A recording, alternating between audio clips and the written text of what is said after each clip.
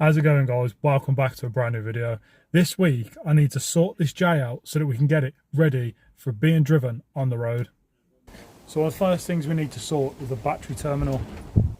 The bolt that goes through there to clamp obviously the terminal to the battery got worn and damaged over time. So what I've done is I've got a normal bolt and I've put two nuts at the bottom, tighten them together, and then basically that will go through there so that it can attach onto that, and then that will do up on there, clamp it to the battery, job's a good one. So now that we've done that, we can get on to changing the brakes because they really need doing. Cold start.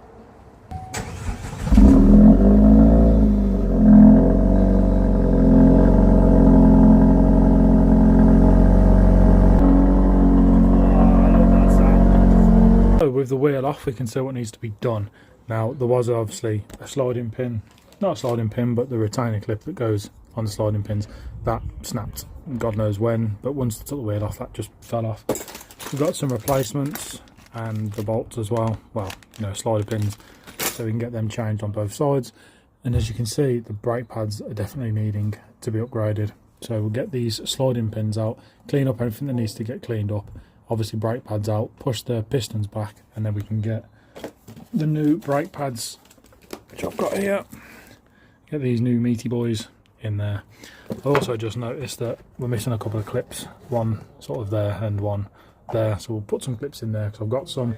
And also, guys, I don't know if I mentioned it in the last video, but we need some side skirts. I definitely need one for the driver's side because it's knackered. As you can see, I don't really think that's savable. It's absolutely battered, plus paint's peeled off here too, must have been repainted at some point, but yeah, definitely need a side skirt or two. First of all, I knocked these two sliding pins out, then I quickly realised that I needed to have opened the brake reservoir cap so that when I come to pushing the pistons back in the calipers, the fluid actually has somewhere to go and there's no resistance. Then it was time for me to push those pistons back. Now at first I used a screwdriver just to push on the old brake pads, and then eventually I put the brake pad back in so that it gave me a bit more room and used the actual pad to push both pistons back. If you try to push one piston back on one side, it will push the top out, or if you try to push the top, it will push the bottom back out. So that's why you have to use something to cover both pistons to push it back, and you won't have any problems then. Now it's time to reinstall the new brake pads, which you can see me doing here.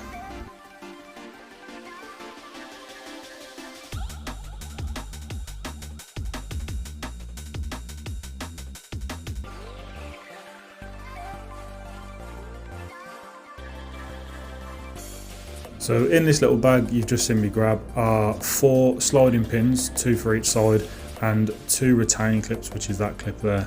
Basically they go on one on each side so that the brake pads don't push out, obviously under heavy braking and things like that. So that's what I'm just putting in there, lining up that sliding pin at the bottom, then afterwards I'll do the top one, and there you can just see me moving the brake pad back into place to allow that sliding pin to go through the actual caliper and the brake pads themselves.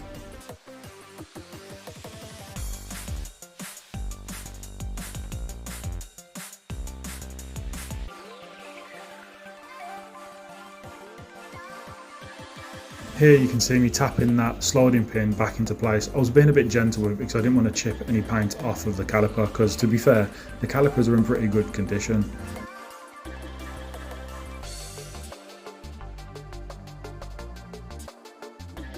Now I'm just sliding in the retaining clip behind the first pin that I've put in, putting some pressure on it on the top of that plate so I can push the top sliding pin back through the top of the caliper, the 2 brake pads, and then into the caliper the other side.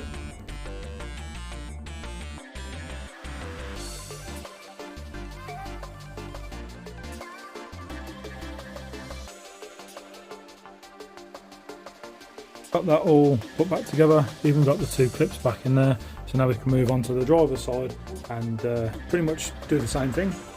So onto the driver's side we moved, and I started to hit the pin with my screwdriver, and I thought it was moving. What I didn't realise was that the screwdriver was actually going into the handle, so I grabbed another screwdriver, a bigger one, and tried again.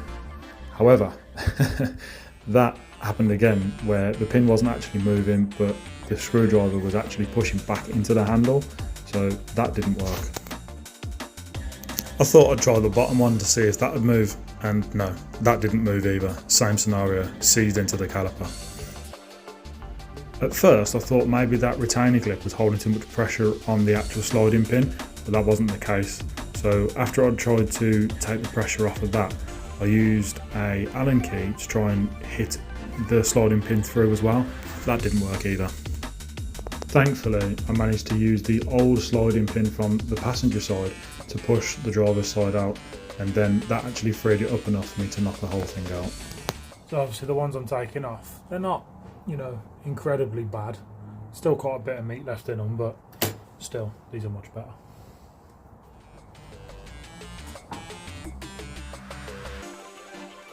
So once we'd got those changed over, it was basically just the same as you saw me do on the passenger side, putting the sliding pins through after I'd cleaned over all the area up, put that retaining clip in, make sure it's in place, and then pushing the top sliding pin through the caliper, through the pad and back into the caliper, tap it home and we're all good. Okay, so now we've got those changed, we need to try and get these lights sorted out, and the issue that we're having is that rear indicator on the driver's side has stopped working. Don't know why. I've tried the cluster on the other side, I've tried the bulb on the other side, and everything works fine, but as soon as you plug something into the driver's side, it stops working again. The reverse lights also stopped working, and I've also noticed that on the dashboard something else has stopped working. I don't know if this is related, I'm going to assume that it is, but when you turn the ignition on, when you press the VXR button, the clocks are supposed to change colour, and mine don't. They stay white. Even the Sport, I'm pretty sure they're supposed to change colour and they don't, so I think that's related. Might be wrong, but we'll see. So I'm just editing a video in my editing suite, my work van, and I've realised that I haven't told you what I'm about to do. I'm trying to take out the body control module because when I was reading online about the rear driver's side indicator, it said that it doesn't have a fuse and it doesn't have a relay, so it's controlled through the body control module, and that can get water damage and it can basically cause it to stop working, and one of the things that it does is stops the indicator from working, so we need to get this out so we can check for water damage. First thing, disconnect the battery. There should just be behind this panel. There we go. Oh, there's a clip. Get that out the way. It gives us access to all these wires here. So I'm going to get all these plugs out, and then we should be able to pull the module out and have a look at it. Right, there we have it. With a little bit of moving this part of the carpet, you can get this out. And obviously they're all marked up there, as you can see. And it also says the colours across the bottom, so you can't really put them back wrong. I'd imagine these are all different sizes and these help you know where to put them back, but now that we've got this off, we need to take this top cover off. So that little clip there and there, there and there, there and there should just pry off, and then we can carefully take that lid off. So I've just managed to prise them off. That comes off like that. Now everything there looks fine. Doesn't look like there's any damage to anything. There's a little bit of greasy sort of lookingness there and across here, and a little bit there. Don't know if you'll see it on camera or not, but see if we can just pull this bit out.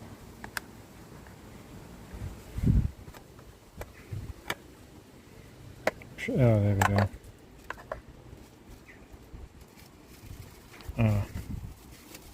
I was expecting to see some form of water damage on this, but looking at that, everything looks okay.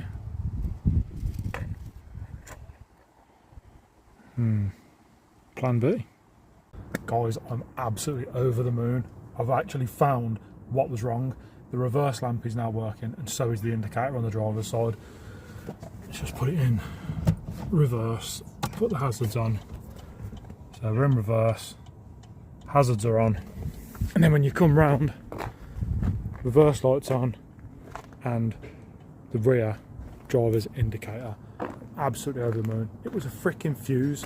So on my phone I've managed to find this thing that shows you every single fuse box, and it's like a interactive thing, so you can click on each fuse, you click on which fuse box you need or what you're looking at, click on each fuse and it'll tell you the ampage and what that controls. So as I'm looking at the one in the passenger side, which is in here in the glove box, this 20 amp fuse here was missing, so I've took it out of here, which is a cigarette lighter, stuck it in there, and it's actually working. So why it wasn't there, I have no idea. But now we've got an indicator, we've got a reverse lamp, so now we can get this car MOT'd. We have to take these wins where we can get them, and for me that is an absolute massive win. Like I said, we can now get this car ready for, well, it's ready for MOT. We can get it to the MOT station and hopefully get it through, fingers crossed. I'm going to speak to Sam in the morning down at Salco Garage, like I mentioned earlier in the video. Might have been last video, I can't remember which one it was now, but I'll leave a link in the description for his garage. Go and check him out if you've got issues with your cars, you need MOT, welding, nuts off the wheels, anything like that, let him know. Thank you very much for watching, guys. I'll see you in the next one.